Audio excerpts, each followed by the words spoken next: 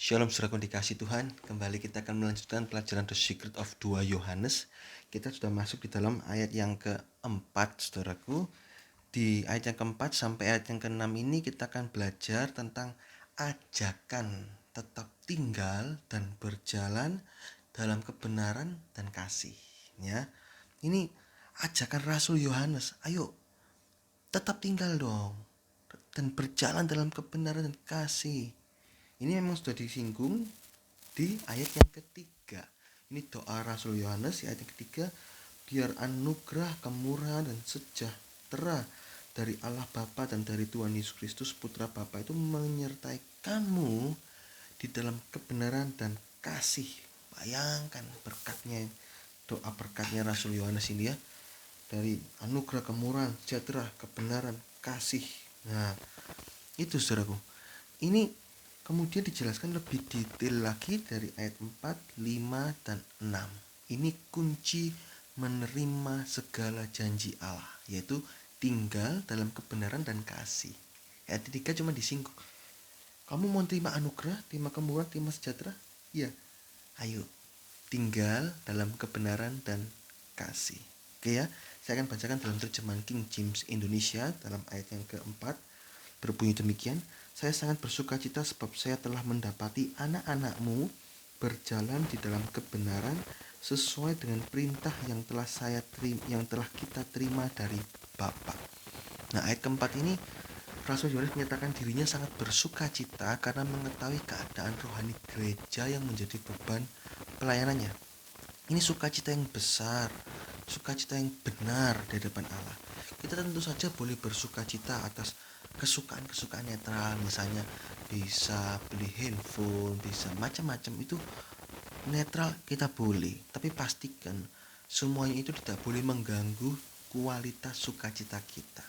Kalau kita nggak bisa beli handphone yang mahal, kita cuma bisa beli handphone yang cuma bisa telepon, SMS, nggak mengganggu sukacita kita, ya sudah, bersyukur, berpada, puas dengan apa yang ada. Jadi nggak mengganggu, saudara.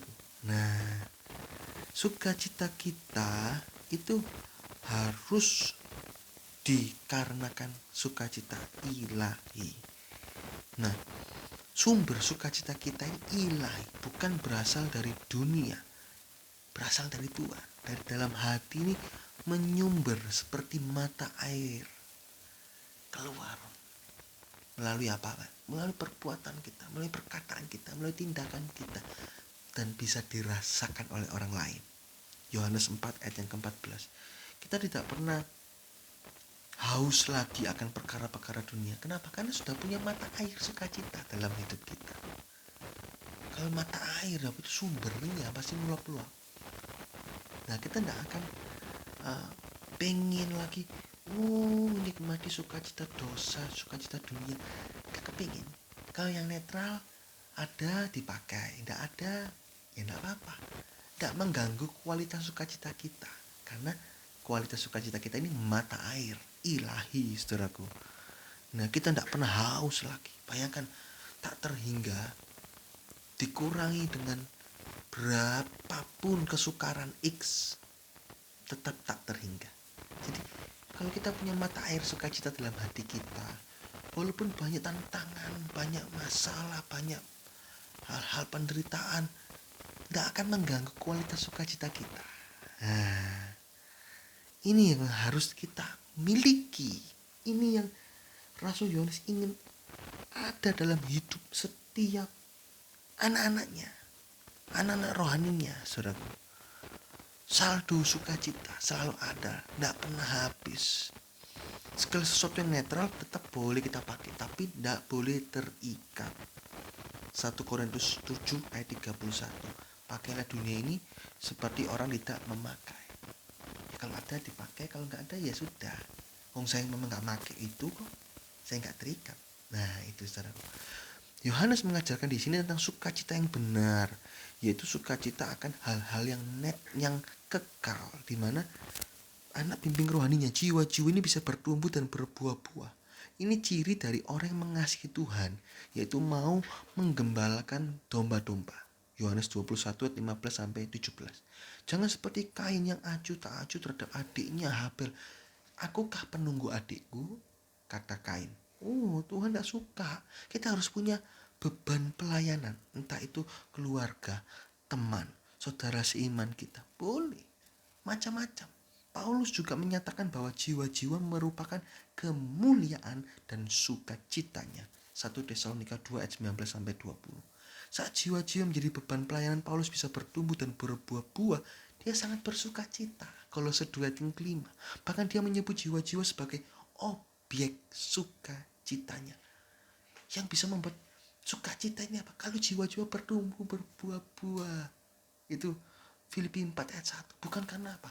Bukan karena bisa beli mobil mewah, bisa beli rumah sebesar 1000 meter, bisa jalan-jalan ke luar negeri, bisa makan minum enak tanpa dibatasi uang.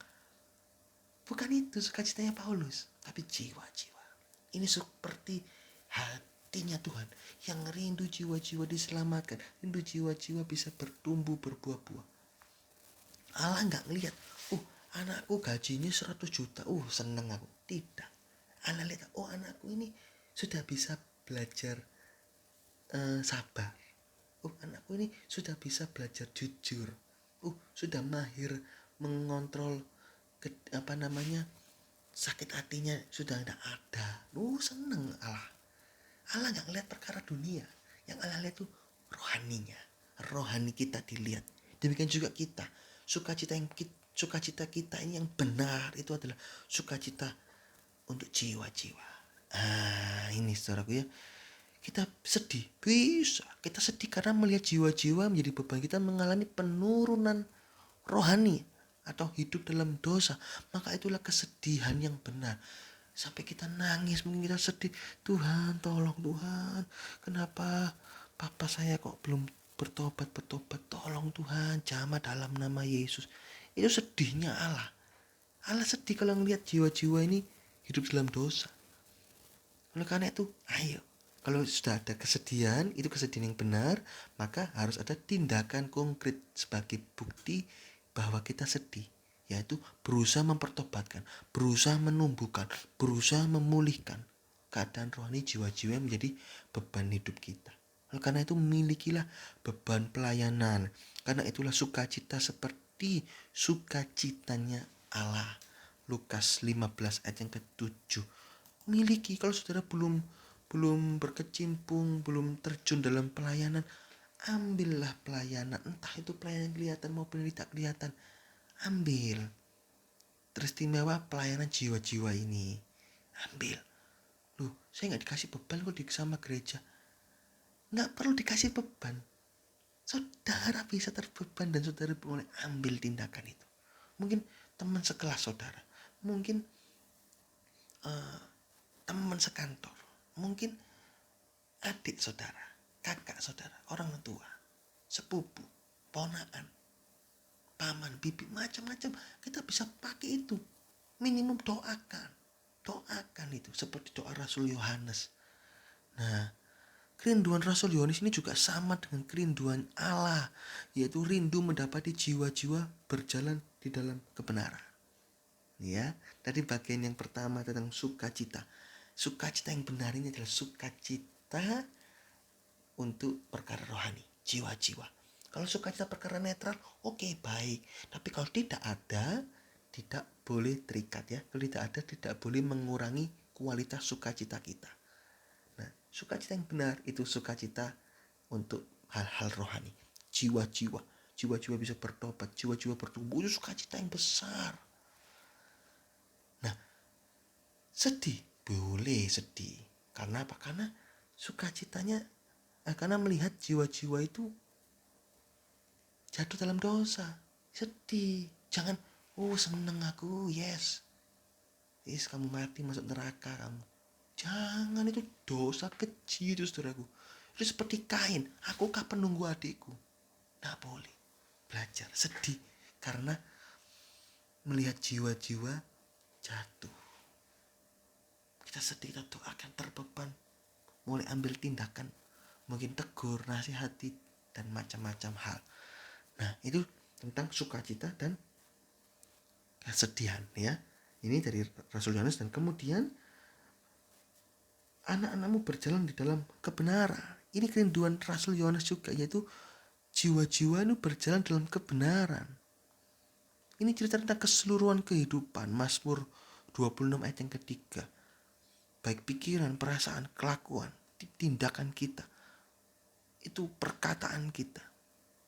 Jadi berjalan dalam kebenaran itu mulai dari pikiran, perasaan, tindakan, perkataan. Galatia 2 ayat 14. Semuanya itu harus dicocokkan dengan kebenaran firman Tuhan. Karena ini patokan yang sempurna untuk menjadi sempurna seperti Kristus. Cara praktis, selidiki firman, simpan dalam hidup kita tanpa mau dilepaskan. Kita sudah lihat ayat-ayat di atasnya, saudaraku. Nah, kita belajar firman Tuhan. Jadikan firman Tuhan patokan utama dalam hidup kita. Nah, ini yang dikatakan berjalan dalam kebenaran. Jadi, aku bersuka cita. Saya sangat bersuka cita sebab saya telah mendapati anak-anakmu berjalan di dalam kebenaran. Itu bukan sukacita asal sukacita, itu benar-benar lihat Rasul Yohanes, mendengar, dia mengetahuinya bahwa anak-anak yang menjadi domba-dombanya itu punya tindakan yang benar, punya pikiran yang benar, punya perkataan yang benar, pertumbuhan itu benar sesuai firman Tuhan. Ini, ayo belajar. Kita bertumbuh ini dalam kebenaran Kristus loh. Jangan asal aku percaya Tuhan Yesus. Buktinya apa? Masih ngerokok. Buktinya apa? Lu masih pornografi. Buktinya apa? Lu masih omong kotor. Buktinya apa? Lu kok masih bohong? Kok ada korupsinya? Nah, itu bukan berjalan dalam kebenaran. Berjalan dalam kebenaran itu pikiran, tindakan, perasaan, perkataan. Itu sesuai firman Tuhan. Belajar. Sekarang saat ini berapa persen yang sesuai firman? 1%. Waduh, ya sayang. Ikut Tuhan berapa lama? 10 tahun. Baru 1%. Waduh. Paling tidak itu 10 tahun mungkin sudah 70% seperti apa? Cocok dengan firman. Gak gampang jatuh bangun dalam dosa. Kalau 70% gak gampang jatuh bangun. 80-90 tak gampang. Tapi kalau 10% cocok firman, wah jatuh bangun dalam dosa. Terus tingkatkan, mana-mana belajar firman Tuhan. Kalau gak ngerti tanya. Setelah tanya, kita ngerti, praktekkan, taati, minta kekuatan dari Tuhan, minta anugerah Tuhan, jadilah kuat oleh anugerahnya. Iya, belajar firman Tuhan, ya. Nah, Yohanes mendapat perintah dari Allah ini, dikatakan sesuai dengan perintah yang telah kita terima. Yohanes mendapat perintah dari Allah Bapa mengenai hal ini, dan Yohanes katakan kita terima. Jadi ini gembala sidang, ini ya pemimpin rohani dan Rasul Yohanes, kita sama-sama terima perintah dari Bapa loh, untuk menjaga anak-anak domba-domba untuk berjalan dalam kebenaran. Nah, ini memang orang-orang yang mengasihi Allah tuh pasti akan rindu menyenangkan hati Allah. Dan kesukaan Allah tuh jiwa-jiwa yang bertumbuh dan berbuah-buah. Jadi perintah dari Allah Bapa, baik pemimpin-pemimpin ya, itu berjalan dalam kebenaran. Juga yang kalau dengar ini saudara adalah domba, saudara juga berjalan dalam kebenaran. Tapi pemimpin punya tanggung jawab. Oleh karena itu jangan gampang-gampang jangan gampang maki-maki pemimpin. Oh, pemimpin nggak becus dan lain-lain. Jadi pemimpin itu susah karena harus ngopeni lah bahasa Jawa itu. Atau ayo ngiring domba-domba, ayo nurut loh domba-domba, harus nurut. Karena pemimpin domba hilang satu itu dicari. Cuma 9-nya ada, hilang satu. Pemimpin yang benar nyari. Itu kata Lukas. Nah, juga kita melihat di sini sebutan Bapa, kemudian Putra, itu juga sering dituliskan oleh Yohanes untuk menggambarkan suatu hubungan yang erat antara Allah dengan kita. Ini kan ayat ketiga nih Bapa, ayat tiga ini Bapak, putra Bapak. Ayat yang keempat ini Bapak juga.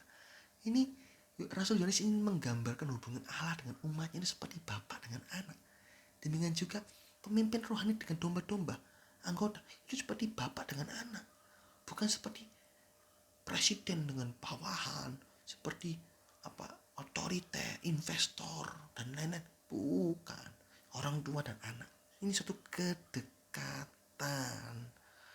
hubungan yang sangat erat antara Allah dengan kita, antara pemimpin dengan anggota.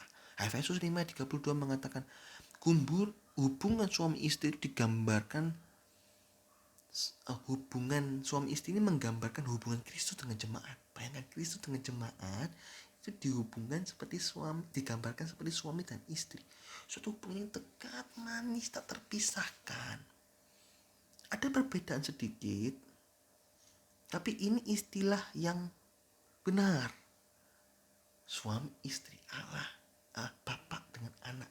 Tapi ini istilah Alkitab. Kita perlu mengerti. Sehingga sebagai pemimpin kita nggak otoriter. Harus sebagai anggota kita mau menang sendiri. Kalau kamu nggak cocok, ya aku pindah gereja. Nggak boleh. Karena kita anak, ada orang tua. Kita sudah dididik dengan orang tua rohani kita. Nah, sekarang sudah dewasa, aku nggak mau ke orang tuaku ini. Ternyata nggak bisa menafkahi aku. Nggak bisa memuaskan apa yang aku mau. Sepak, tendang, pergi. Itu yesyurun. Itu tidak baik, saudaraku. Ya, ini pengertian yang benar. Allah Bapak dengan kita ini seperti hubungan orang tua dengan anak, sehingga pasti dipelihara, pasti diberikan perencanaan yang terbaik buat kita. Oleh karena itu istilah anak Tuhan, child of Lord itu tidak ada. Ini sedikit pengertian Alkitab, saudaraku. Yang ada adalah anak Allah, child of God, atau putra Allah, son of God. Sedangkan Kristus dengan kita ini seperti mempelai laki dengan perempuan. Ya, kita sudah ditunangkan dengan Kristus saat kita percaya kepada Tuhan Yesus. 2 Korintus 11 ayat 2. Nanti sampai surga kita akan menjadi satu dengan Kristus. Istilahnya satu dengan Allah. Satu tambah satu tambah satu tambah satu. Seluruh dunia satu tambah satu tambah satu sama dengan satu. Kekal selama-lamanya.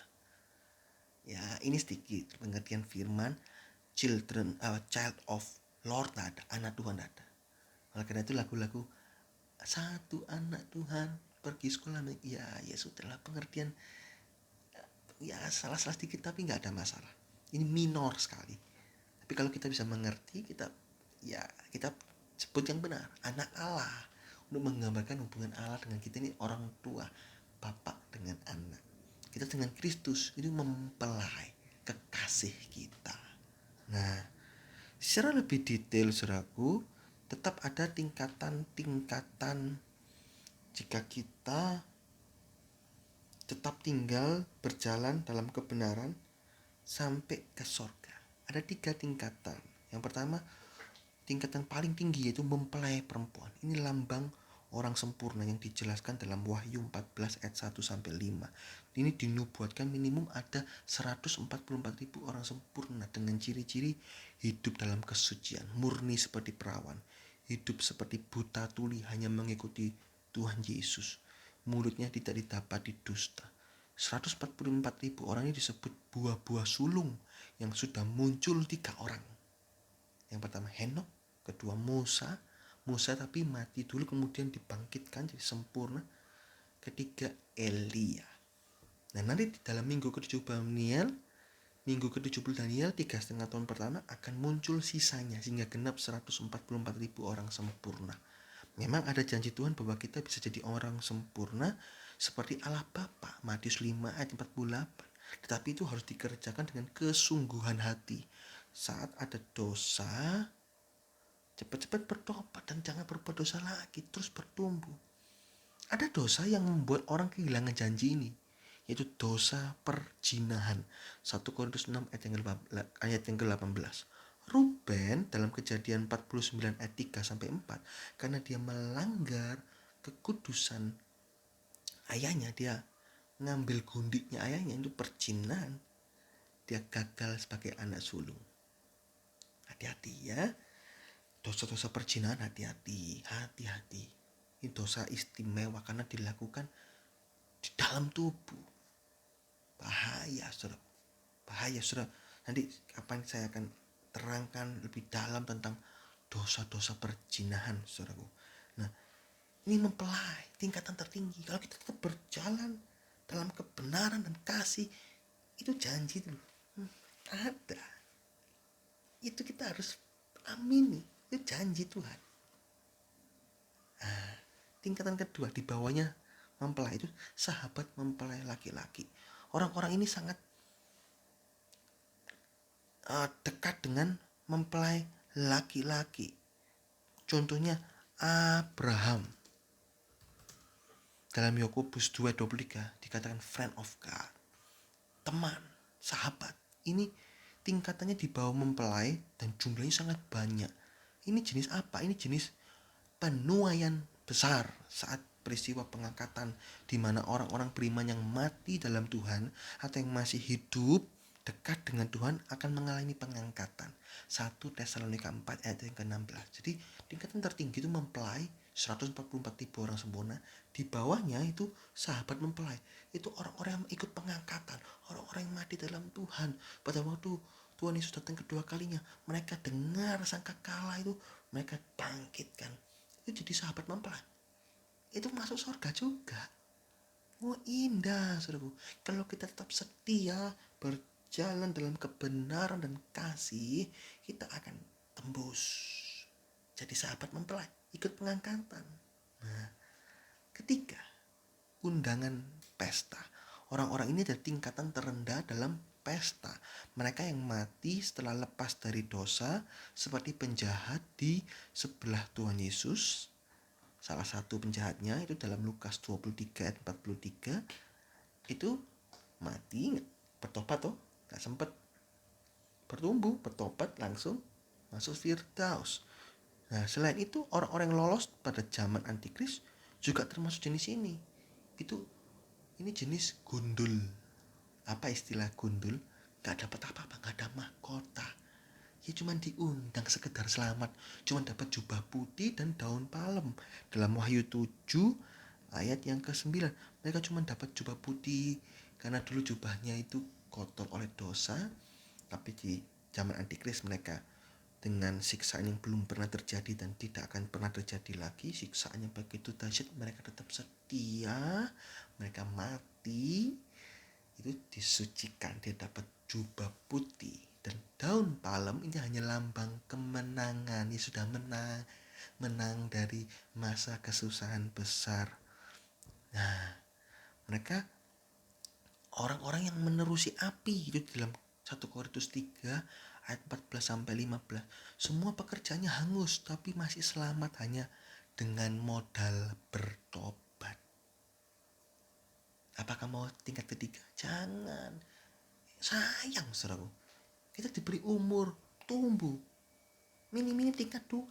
Kalau bisa tingkat 1, sempurna. Sempurna ini janji firman Tuhan. Itu ada. Itu kita harus amini. Belajar terus firman Tuhan. Sungguh-sungguh berjalan dalam kebenaran. Dalam kebenaran dan kasih. Tembus tingkat 1 atau minimum tingkat 2. Jangan tingkat 3. Tapi kalau saudara saat ini mungkin saudara ada yang di rumah sakit, tapi saudara kebetulan klik video ini, saudara bertobat, saudara dengar saudara bertobat, masih ada kesempatan. Walaupun saudara di rumah sakit, kita bertobat, Tuhan ampuni. Penjahat di sebelah salah satunya itu bertobat, diampuni langsung. Walaupun tingkatan terendah, tidak apa-apa, yang penting masuk surga. Tapi kalau bisa, ayo bertumbuh sampai tingkatan yang tertinggi. Nah, ini pembagian pekerjaan 3 pribadi Allah yang intinya adalah membuat kita bertumbuh dan berbuah-buah. Oleh karena itu di pihak kita mau tetap tinggal dalam rencana Allah. Kemudian kita mau menjaga kesucian hidup kita dan terus bertumbuh sampai jadi mempelai Kristus yang sempurna, berjalan dalam kebenaran. Dan terakhir, kita mau hidup dipimpin Roh yang tentu saja akan menolong kita tetap tinggal dalam rencana Allah, terus bertumbuh sampai seperti Kristus. Nah, kalau kita sudah seperti itu, maka pemimpin-pemimpin kita bersukacita. Seperti Rasul Yohanes, gembala sidang yang dikatakan di surat 2 Yohanes ini, bersukacita. Nah, kalau kita sebagai pemimpin, kita harus rindukan hal ini terjadi dalam anggota-anggota kita. Biar kita bisa bersukacita. Ini sukacita yang benar, sukacita yang sesuai sukacitanya Allah, sesuai hatinya Allah. Melihat domba-domba itu bertumbuh, berjalan dalam kasih. Terus ada yang meninggal di dalam Tuhan dengan tingkatan yang tinggi. Oh, sukacita. Atau kita orang yang belum kenal Tuhan sudah mau meninggal, kita doakan terus percaya Tuhan Yesus, terus mati. Oh, itu sukacita. Walaupun sedih ya kita ditinggal ya, tetapi sukacita. Kenapa? Rohnya selamat. Walaupun cuma sekedar menerusi api, cuma sekedar bertobat masuk surga, tidak apa-apa, yang penting masuk surga. Gitu ya. Ini sedikit pengertian tentang ayat yang keempat. Terus belajar firman Tuhan, berjalan dalam kebenaran dan kasih, dan rindukan. Kita punya pelayanan jiwa-jiwa juga punya hal yang sama seperti kita, berjalan dalam kebenaran dan kasih. Itu suatu kepuasan, sukacita yang tertinggi, sukacita yang seperti hatinya Allah. Ya, puji Tuhan, Tuhan Yesus memberkati.